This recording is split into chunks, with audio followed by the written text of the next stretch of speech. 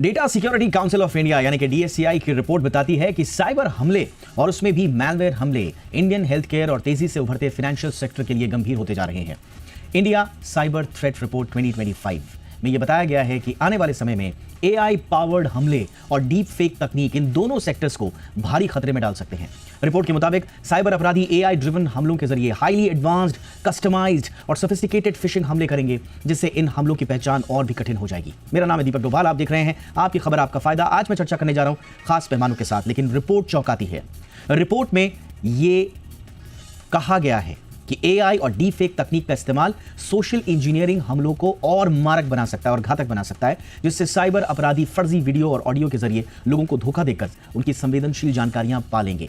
साथ ही AI driven malware traditional सुरक्षा उपायों को पार करने में सक्षम होंगे, जिससे सुरक्षा में सेंध लगाना आसान हो जाएगा। यह एक और बड़ा इंपॉर्टेंट एस्पेक्ट है इस रिपोर्ट का कि आपके जो ट्रेडिशनल जितने भी सुरक्षा उपाय हैं उनको ये धता बता देगा। जाहिर सी बात है, हम ये सोचकर निश्चिंत हो जाते हैं कि जो बायोमेट्रिक ऑथेंटिकेशन है, जैसे कि फिंगरप्रिंट्स, चेहरे की पहचान, आवाज़, हमें साइबर खतरों से और ज़्यादा सुरक्षित रखती है। लेकिन डीएससीआई की ताज़ा रिपोर्ट बताती है कि एआई तकनीक के विकास के साथ साइबर हमलावर इन बायोमेट्रिक डेटा का इस्तेमाल करके सुरक्षा को आसानी से तोड़ भी सकते हैं।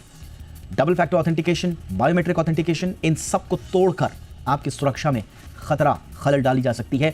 ये फिलहाल की रिपोर्ट कहती है। और सबसे बड़े दो सेक्टर्स होंगे, वो सेक्टर होंगे हेल्थ केयर और फाइनेंशियल सेक्टर। कितना बड़ा ये खतरा, इस पर बातचीत करने के लिए इस वक्त मेरे साथ खास मेहमान मौजूद हैं।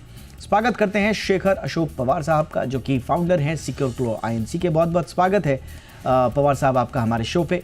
और हमारे साथ हैं दीपिका सिंह, जानी मानी साइबर एक्सपर्ट हैं, सीईओ हैं डीप साइट साइबर लैब्स की। बहुत बहुत स्वागत है दीपिका आपका भी हमारे शो पे। पवार साहब, चर्चा की शुरुआत आपसे ही।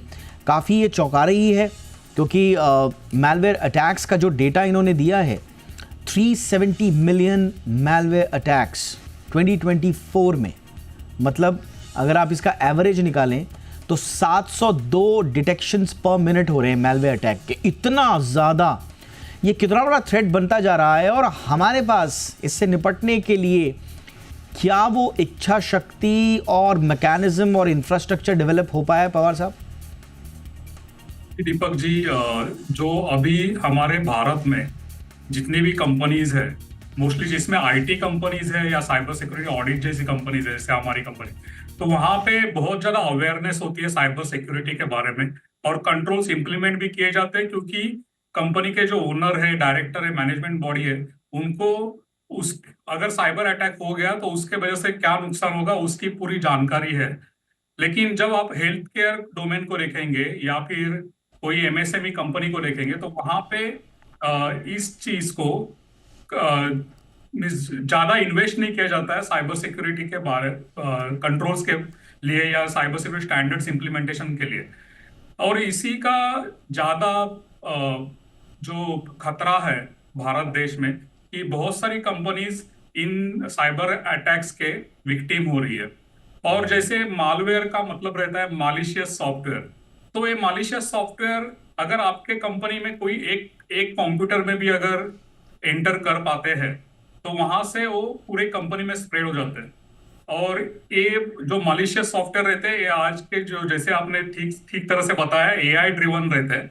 तो इसके वजह से जो एजेंट की तरह काम करती है हर एक मशीन में, हर एक मोबाइल फोन में, और कई जो मालवेयर्स है वो आईओटी तक भी जाते हैं। जैसे मैन्युफैक्चरिंग कंपनी में कंप्यूटर न्यूमेरिक कंट्रोल मशीन है या हॉस्पिटल की कोई आईसीयू इक्विपमेंट है, तो उस तक भी मालवेयर्स अटैक्स पाए गए। और ये जो रहते हैं, इस कमांड एंड कंट्रोल सर्वर से हैकर दूर से कंट्रोल करते हैं जब तक वहां पे इंटरनेट कनेक्शन है, और मालिशियस एक्टिविटीज को अंजाम किया जाता है। तो इसको पकड़ना भी बहुत मुश्किल होता जाता है। और अभी जो एडवांस टेक्नोलॉजी है उससे काफी अच्छी तरीके से इस क्राइम को परफॉर्म किया जा रहा है। तो ये बहुत ही ज्यादा खतरा है। बिल्कुल, एब्सोल्युटली, ये बड़ा खतरा है। देखिए, अगर आप इस रिपोर्ट के हिसाब से देखेंगे तो हेल्थ केयर सबसे ज्यादा टारगेटेड सेक्टर रहा। 22% ऑफ अटैक जो है वो हेल्थ केयर सेक्टर में आए हैं। हॉस्पिटैलिटी में 20% आए हैं, बैंकिंग और फाइनेंशियल सर्विसेज बीएफएसआई में 17% आए हैं, एजुकेशन में 16% आए हैं और एमएसएमईज में 8% आए हैं। यानी कि हेल्थ केयर सबसे बड़ा टारगेट इस वक्त है। दीपिका जी का जिक्र इसलिए करना लाजमी है क्योंकि अभी आप एक इंटरनेशनल टूर से भी आई हैं और इंटरपोल जैसी बड़ी संस्थाओं के साथ आप लोगों ने समझा है कि कितना बड़ा ग्लोबली साइबर सिक्योरिटी का ये इशू बन रहा है। इस बीच स्वागत कर लेते हैं अमित दुबे साहब का भी। अमित जी बहुत बहुत स्वागत है आपका भी, आपके पास भी आऊँगा। लेकिन दीपिका, मैं इसलिए आपसे बात करना चाह रहा था क्योंकि यूएन का कुछ दिनों पेपर, लगभग 4 हफ्ते पहले का एक पेपर है जिसमें यूएन ने इस बात पे चिंता जाहिर की है और ख़ासतौर से यूएन के थ्रू ये पेपर आया था, लेकिन डब्ल्यूएचओ में एक बहुत बड़ी इसमें मीटिंग हुई और यूएन सिक्योरिटी काउंसिल को इस बारे में बताया गया, खास तौर से हेल्थ केयर सेक्टर में जो थ्रेट्स बढ़ रहे हैं उसके हिसाब से। आप जरा समझाइए कि ग्लोबल तस्वीर इस वक्त क्या है साइबर सिक्योरिटी की और ये हेल्थ केयर इंस्टीट्यूशंस पे ये जो निशाना बनाया जा रहा है ये कितना बड़ा है? आज की हेडलाइन से अगर हम शुरुआत करें, 370 मिलियन एक बड़ा नंबर लग रहा होगा, बट ये जो नंबर है ये सिर्फ एक फ्रैक्शन है of the actual records. The reason is ये रिपोर्टेड नंबर्स होंगे, ये नंबर्स जिन्होंने अलर्ट किया होगा वहां से आते as a source. There are many people जिनको ये भी नहीं पता कि उन पे अटैक हो रहा है या मालवेयर आ चुका है, इन्फेक्ट कर रहा है, या वो रिपोर्ट नहीं होती है। तो जो असल नंबर है वो इससे 10 गुना मिनिमम तो ज्यादा ही होगा। जब आते हैं ग्लोबल स्तर पे जो अंडरस्टैंडिंग है इसकी, जब हमने डेटा की जो सेंधमारी, डेटा की जो बेचने की हमने तकनीक्स देखी है डार्क वेब पे और दूसरे पोर्टल्स पे, यहाँ पे देखा गया है कि health care, financial data and data related to children under the age of 18, इनका डेटा बहुत बड़े अमाउंट पे बिका जाता है। रीजन इज ये डेटा काफी पर्सनल होता है, इसमें डीएनए से लेकर जेनेटिक मटेरियल का इंफॉर्मेशन से लेकर मेडिकल हिस्ट्री से लेकर काफी पर्सनल केवाईसी इंफॉर्मेशन भी होता है। केवाईसी सिर्फ ये नहीं कि आपकी आइडेंटिटी कार्ड और वो सब, आपके कितने हॉस्पिटल विजिट्स हुए, आपकी मेडिसिन हिस्ट्री और आपका पूरा हेल्थ एक डिजिटल प्रोफाइलिंग में दे दिया जाता है। इसके लिए हेल्थ केयर को या हेल्थ डेटा सेफ्टी को एक अलग रूल भी बनाया गया है कुछ डेवलप्ड इकोनॉमीज में, जैसे हिपा हो गया या फिर जीडीपीआर के कुछ प्रोविजंस जो हेल्थ केयर के लिए कंपनियों से ज्यादा ही महत्वपूर्ण है, क्योंकि कंपनियां प्रोडक्ट्स बेचती है। हेल्थ केयर एक ऐसी इंडस्ट्री है जो लोगों की जान बचाती है। और दूसरा, हमने इंडिया में भी देखा है और इंडिया के बाहर भी देखा है कि जो हेल्थ केयर का डेटा है वो जिस रकम से बेचा जाता है वो कई दूसरे डिफरेंट जो भी टेक्निक्स है उससे ज्यादा है, बट ना कि वो उतना डिटेलिंग भी उसमें होती है। वो डिटेलिंग की वजह से ये डेटा काफी इंपॉर्टेंट हो जाता है परपेट्रेटर्स के लिए, जो कि ये फिर डेटा की सेंधमारी करते हैं। और तीसरा, जब भी कोई अटैकर एक हेल्थ केयर इंस्टीट्यूशन को देखता है विद एन अजम्पशन कि इन्होंने केवल सिंपल प्रोसेसेस और चेक्स, अब तक यही हम सुनते आए हैं कि एक कंपनी के लिए सिर्फ एक साइबर ऑडिट जरूरी है। साइबर ऑडिट एक मेडिकल लैब टेस्ट रिपोर्ट की तरह है, वो आपको बताता है कि कहाँ पे प्रॉब्लम है, और वो भी नहीं कि एक डीपर प्रॉब्लम, सुपरफिशियली प्रॉब्लम बता देता है कि कहाँ है, पर उसे सॉल्व करना और एक हैकर के नजरिए से सोचना, जिसके लिए एक शब्द मैं बताना चाहूंगी, रेड टीमिंग का। एक हैकर की तरह सोचिए और फिर देखिए कि एक हैकर आपके सिस्टम को कैसे तोड़ मरोड़ सकता है। ऑडिट्स का जमाना अब गया, audits is just a medical lab report जैसे। हमें चाहिए कि सर्जिकल एनालिसिस करके जितना भी हेल्थ केयर इश्यूज है या हेल्थ केयर सिस्टम्स में जितने भी इश्यूज है वो बाहर ले आए, क्योंकि सिर्फ एक जरिया नहीं है, सिस्टम्स के द्वारा ही एंट्री नहीं होती है। एब्सोल्युटली, जो आप सबसे इंपॉर्टेंट बात जो आप बोल रही हैं कि एक हैकर की तरह सोचने की ये एक तरीका हो सकता है। अमित दुबे हमारे साथ हैं, बहुत बहुत स्वागत है अमित जी आपका। जो बात दीपिका ने कही है वही बात जो मैं कह रहा था कि जब डब्ल्यूएचओ की मीटिंग चल रही थी तो टेड्रोस साहब ने भी बोली और उन्होंने कहा जो ह्यूमन एलिमेंट है साइबर सिक्योरिटी में, humans are both the weakest and the strongest link in cyber security. उस तरफ भी ह्यूमन है और इस तरफ टारगेट भी ह्यूमन है। जाहिर सी बात है हमें बस उससे ज़्यादा स्मार्ट बनना है। तो इतना छोटा सा है लेकिन यहीं पर बड़ी कड़ी बन जाती है। भारत में आप बताइए, आप तमाम इन्फोर्समेंट एजेंसीज के साथ काम भी करते हैं अमित जी, हम उस तरफ के ह्यूमन से इस तरफ के ह्यूमन को कब स्ट्रॉन्ग बना रहे हैं और कैसे बना रहे हैं? देखिए, ये ओवरनाइट प्रोसेस नहीं है, ये इवॉल्व करता है with lots of other initiatives जो गवर्नमेंट ने ले रखे हैं। अवेयरनेस एक छोटा सा स्टेप है उसमें, पर उसके अलावा भी हर लेवल पर कॉन्शियसनेस की जरूरत होती है। जैसे हमारे यहाँ एक एनसीआई पीपीसी करके बॉडी है जो क्रिटिकल इंफ्रास्ट्रक्चर्स की सिक्योरिटी को मॉनिटर करती है। अभी आपने कहा कि इतने सारे मेलवेयर के अटैक हुए, लेकिन जरा गौर से देखिए कि इसका एक पॉजिटिव एस्पेक्ट भी है, कितने अटैक सक्सेसफुल होते हैं। इंडिया जो रैंकिंग है इंडिया की अब साइबर सिक्योरिटी इंडेक्स में काफी अच्छी है, टॉप 10 में। इसका मतलब है कि हम डिफेंड कर पा रहे हैं, हम बहुत सारे इस तरह के मेलवेयर, इसका मतलब है कि जो ग्राउंड लेवल पे काम हुआ है अच्छा हुआ है, और वो इसी वजह से इतने अटैक तो होंगे, अटैक इसके बाद और भी बढ़ेंगे, क्योंकि हमारे एडवर्सरीज बहुत हैं, दुश्मन बहुत हैं, जो बहुत सारे ऐसे लोग हैं जो लगातार स्टेटस स्पॉन्सर्ड बॉडीज हैं जो इंडिया पर अटैक करते हैं। तो इंडिया जिन कंट्रीज पर सबसे ज्यादा अटैक होते हैं उसमें सबसे ज्यादा प्रमुखता से ऊपर आता है। हेल्थ केयर का डेटा इसलिए सर लीक हो रहा है क्योंकि हेल्थ केयर की डिमांड एआई के लिए बहुत ज्यादा है। अभी जो नए एआई सोल्यूशंस बन रहे हैं उसमें हेल्थ केयर का डेटा, जैसा कि दीपिका ने भी बताया, कि डार्क वेब पर बहुत ज्यादा बेचा जा रहा है, बिकॉज एआई उसको कंज्यूम करके इस तरह की चीजें इवॉल्व करेगा जो शायद बड़ी सरप्राइजिंग होंगी। देखिए एआई में भी हम 4 क्वाड्रेंट पे काम करते हैं, known variable, known unknown variable, unknown known and unknown unknown variables. AI के थ्रू अननोन अननोन तक पहुंचने की कवायद हो रही है कि हम इस तरह के डेटा के संग खेलना शुरू हो जाए जो वो इन्फॉर्मेशन निकाल के देते जो हमें पता भी नहीं कि इसके अंदर है, और हम वो खतरनाक इन्वेंशंस करने लगे। तो मेरे ख्याल से ये सारी जो एस्पिरेशंस हैं रिसर्चर्स की, उसकी वजह से इस तरह के डेटा की डिमांड सबसे ज्यादा रहती है, जो इसमें हेल्थ केयर प्रमुखता से। अब इतने सारे मेलवेयर अटैक होने के बावजूद इंडिया यदि प्रोटेक्ट कर पा रहा है, तो एक ये क्लाइम में एक बहुत अच्छी बात बोलना चाहूंगा सर। कई सारे इंडियन टूल ऐसे हैं जो जिनको हम प्रमुखता से नहीं बता पाते, और हम सोचते हैं कि जो इजरायली कंपनीज हैं या जो रशियन टूल्स हैं वो ज्यादा पावरफुल है। जैसे एक कंपनी होती थी वायरस टोटल करके, लिंक स्कैनर करने के लिए, फिर गूगल ने भी एक्वायर कर लिया उसको।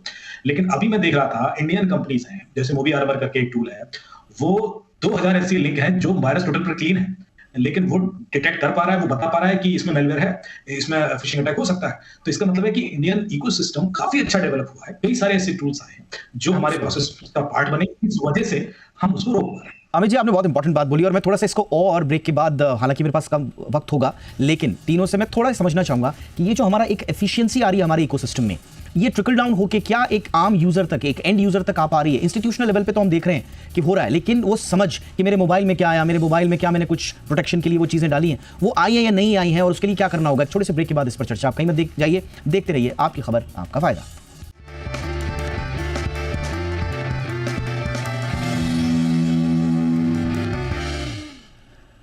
ब्रेक के बाद आपका स्वागत है। आइए चर्चा को बढ़ाते हैं आगे। पवार साहब, थोड़ा सा एक आम, क्योंकि इसमें एक चीज बड़ी प्रमुखता से इस बात का जिक्र किया गया है कि जो ट्रोजन मैलवेयर हैं वो मोस्ट प्रिवेलेंट टाइप पाए गए हैं, 43%। इसके बाद इन्फेक्टर हैं, वॉर्म्स हैं, लेकिन ये ट्रोजन मैलवेयर का एक आम आदमी के लिए क्या मतलब है, और ये क्या मेरे मोबाइल के अंदर कुछ बड़ा थ्रेट आ रहा है इससे?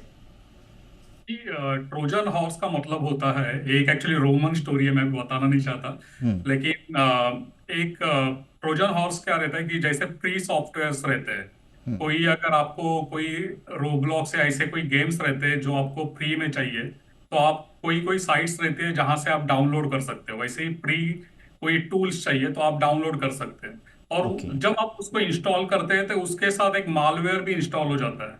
और वो मालवेयर दो तरह के रहते हैं, एक रहता है पोटेंशियली अनवांटेड प्रोग्राम, पीयूपी जिसे कहा जाता है, जो सिर्फ आपके कंप्यूटर या आपके मोबाइल फोन को सिर्फ मॉनिटर करता है और स्पाइंग करता है, और वो ज्यादा खतरनाक है, वो इनसाइडर की तरह एक्ट होता है, और आपके ऊपर पूरी तरह निगरानी रखी जाती है, और आपके ऊपर वक्त आने पे कोई अटैक किया जाता है या फिर आपको कोई अलग अलग एडवर्टाइज दिखाई जाती है। दूसरा रहता है जो डायरेक्टली आपके मशीन को इनक्रिप्ट कर सकता है, जैसे रैंसमवेयर अटैक की पहली जो फेस रहेगी वो रहेगा मालवेयर आपके मशीन पे आ गया, और उसके बाद वो रैंसमवेयर अटैक आपके मशीन को इनक्रिप्ट करेगा और बाद में कमांड एंड कंट्रोल से उसको कंट्रोल किया जाएगा। तो ये जो ट्रोजन हॉर्स रहते हैं ये ज्यादातर हमारे देश में पाए जाते हैं, क्योंकि हमारे देश में जो भी फ्री में मिल रहा है उसको लोग डाउनलोड करते हैं। कोई मूवी भी हो सकता है या नया गाना भी हो सकता है जो आपको फ्री में डाउनलोड करने मिल रहा है, लेकिन लोग इससे अनजान होते हैं कि इसके पीछे कोई मलिशियस सॉफ्टवेयर भी आपके मशीन पे इंस्टॉल हो जाता है। बिल्कुल, ये जो माइंडसेट है फ्री में चीजें लेने का, पायरेसी का भी इसमें सब चीजें जुड़ जाती हैं। अब मैं ये दर्शकों पर छोड़ता हूं कि इतना बड़ा थ्रेट हो गया है, एक के बाद एक रिपोर्ट्स आई जा रही हैं, और 2025 की तस्वीर तो ये रिपोर्ट इतनी भयावह बता रही है कि और ज़्यादा परिष्कृत होंगे ये सारे हमले, और ज़्यादा आपको ऐसे हमले होंगे जो आप समझ ही नहीं पाएंगे कि हमला हो गया या मेरे साथ ये। इसमें अब हम दर्शकों पर छोड़ते हैं, आपको ये फ्री वाले में अननोन लिंक्स पे क्लिक करने की प्रवृत्ति आपको आगे बढ़ानी है या नहीं बढ़ानी है, ये हम आप पर छोड़ते हैं। लेकिन फिर भी कुछ चेक्स जो दीपिका जी बहुत संक्षेप में, छोटी छोटी बातें जो ध्यान रखनी है आज भी, हालांकि आप शुरू से इन बातों को कहती आई हैं, लेकिन आज क्योंकि और पुख्ता तरीके से ये लोग समझना चाहिए, इसलिए वो बुनियादी बातें जो आज भी लोगों को नहीं भूलनी है।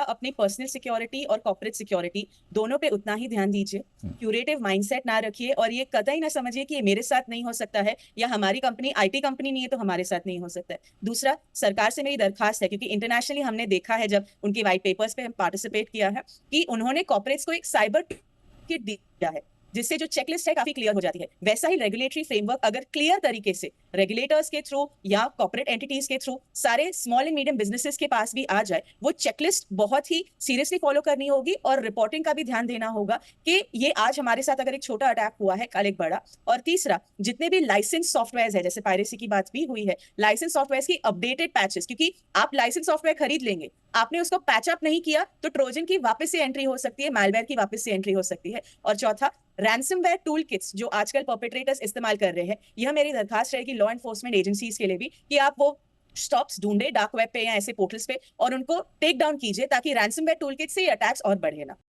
दीपिका के ये 4 मंत्र, सबसे बड़ी बात ये कि इंडिविजुअल्स के लिए ही नहीं बल्कि एंटिटीज के लिए भी हैं और इनफैक्ट सरकारों के लिए भी हैं, तंत्र के लिए भी हैं कि कहां पर इन 4 मुद्दों को आपने फोकस करना है। दुबे जी, आप भी हमें जी बता दीजिए वो बातें जो एक आम इंसान से लेकर तंत्र सबको याद रखनी है। देखिए, सबसे पहले तो स्कैन करने की आदत डालें। ब्लाइंडली किसी भी चीज पर भरोसा ना करें, चाहे वो लिंक हो, क्यूआर कोड हो, बैंक अकाउंट ही क्यों ना हो, पेमेंट कर देते हैं आप, देखें ना कि भाई किसका है, क्या है, कब खुला था। थोड़ा बहुत लोगों ने व्हाट्सएप पे पैसे मांगे, किसी दूसरे के अकाउंट में पैसे डलवा रहे हैं, वो लोग डाल देते हैं। तो मेलवेयर तो आएगा ही आएगा जब आप पैसे ही डाल देते हो। तो मेलवेयर के तो मुझे एक लिंक ही क्लिक कराना था या कुछ स्कैन कराना था या कुछ एप्लीकेशन इंस्टॉल कराना था। अभी हमने डिस्कशन किया वेडिंग कार्ड के नाम पर लोग लुटे हैं, क्योंकि उसमें एपीके फाइल लोग इंस्टॉल कर लेते थे। फिर हमने देखा कि एक और एपीके आ गई थी, बैंकों की एपीके थी। तो मेरे ख्याल से उसके लिए टूल जरूर मैं रिकमेंड करूंगा कि एक मोबी आर्मर करके एक टूल है, उसमें आप स्कैनिंग कर सकते हैं, उसमें आप क्यूआर कोड भी स्कैन कर सकते हैं, लिंक भी कर सकते हैं, एप्लीकेशन भी कर सकते हैं। तो स्कैनिंग करने की आदत डालें जिससे कि आपको पता पड़े कि हाँ ये चीज सेफ है, अनसेफ है, ताकि कम से कम मेलवेयर इंट्रूजन हो सके। अमित जी सॉरी इंटरप्ट कर रहा हूं, साथ ही साथ ये भी क्लियर करते जाइए संक्षेप में। ये भी कहा जाता है ना कि हमने कोई जैसा आपने टूल बताया या कोई एंटीवायरस इंस्टॉल कर लिया तो साहब सिस्टम में लैग होने लग जाता है, वो काम करना शुरू। ये अब इस मामले में हम कितना आगे बढ़े हैं, क्योंकि मुझे याद नहीं है कि 10 साल में हम लोगों ने कोई एंटीवायरस जो इंस्टॉल किया हो इस डर से कि कहीं सिस्टम स्लो ना हो जाए। ये बहुत जरूरी सवाल आपने पूछा, क्योंकि यही एक कारण था, लोग एंटीवायरस के नाम पे वायरस इंस्टॉल कर लेते थे। अभी आप देखिए, मुझे कॉल आया मिनिस्टर साहब का, बोलते हैं कि हमें मुझे मैसेज आया हुआ है कि फोन के अंदर वायरस है, इसको क्लिक कर लीजिए। तो कर लूं क्या? सर बिल्कुल मत करना, आप करोगे तो सॉल्व हो जाएगा वायरस। तो ये होता था। मैं इसलिए बता रहा हूँ कि जो मैं रिकमेंड कर रहा हूँ ये वेल टेस्टेड है, इंडिजिनस इंडिया का सॉल्यूशन है। विदेशों के सॉल्यूशन वैसे भी रिकमेंड नहीं करता, क्योंकि विदेशी धरती से क्या डेटा चोरी करने के लिए आया आदमी तो पता नहीं होता। तब तक हम पूरी तरीके से विश्वास, मैं कोई चीज का नाम लेता नहीं। ये इंडिजिनस सॉल्यूशन है, इंडियन इन्वेस्टर्स ने बनाया और वेल टेस्टेड है। गवर्नमेंट का थोड़ा सपोर्ट भी है इसमें, तो इसलिए हम लोग इसको यूज कर सकते हैं। और ये स्लो भी नहीं करता और ये कंटेनराइज सॉल्यूशन है, ये आपका कुछ डेटा नहीं लेगा, ये आपके फोन के अंदर कंटेनर क्रिएट करता है और जैसे आप स्कैन करते हो वहीं सैंडबॉक्सिंग एनवायरनमेंट में उसको रन करके डिलीट कर देता है। सो सर्वर पर कुछ नहीं जाता है, इस वजह से आप का ये भी रिस्क नहीं रहता कि डेटा चोरी होगा किसी कुछ। एब्सोल्युटली, मुझे लगता है ये बहुत इंपॉर्टेंट बात बताई। मैं इसलिए पूछा क्योंकि जैसा आपने बहुत ही कमाल की जो आपने एग्जांपल दिया कि इसमें लिखा हुआ है कि आपके फोन में वायरस है, क्या इस पर क्लिक कर दूं। तो ये देखिए, मैं बताया ना कि जैसा आप डाल हैं तो साइबर अपराधी पात हैं, वो आपसे 4 कदम आगे रखने की कोशिश करेंगे, लेकिन फिर वही थ्योरी आती है कि उस तरफ भी ह्यूमन इस तरफ भी ह्यूमन, कौन ज़्यादा स्मार्ट, ये लड़ाई उसी की रहने वाली है। और हमारी मुहिम सिर्फ इस बात की है, हमारे तीनों सुधी जो गेस्ट हैं वो समय समय पर आप हमारे पास आते रहते हैं, हमारी सिर्फ एक मुहिम है कि हमें इस पार के ह्यूमन को ज़्यादा स्मार्ट बनाना है, ज़्यादा स्ट्रांग बनाना है। उसके लिए हम अपनी मुहिम को जारी रखते रहेंगे। ऐसी कई रिपोर्ट्स पर हमारी चर्चाएं जारी रहेंगी। फिलहाल आप अपना ध्यान दीजिए, अपना ख्याल रखिए, सुरक्षित रहिए और इसी के साथ हम विदा लेंगे अपने मेहमानों से। अमित दुबे जी, बहुत बहुत शुक्रिया वक्त निकालने के लिए आपका। पवार साहब, थैंक यू सो मच, वक्त निकाला आपने। Thank you so much Deepika Singh, वक्त निकालने के लिए हमारे दर्शकों के लिए। आपकी खबर आपका फायदा में इतना ही, इजाजत दीजिए, नमस्कार।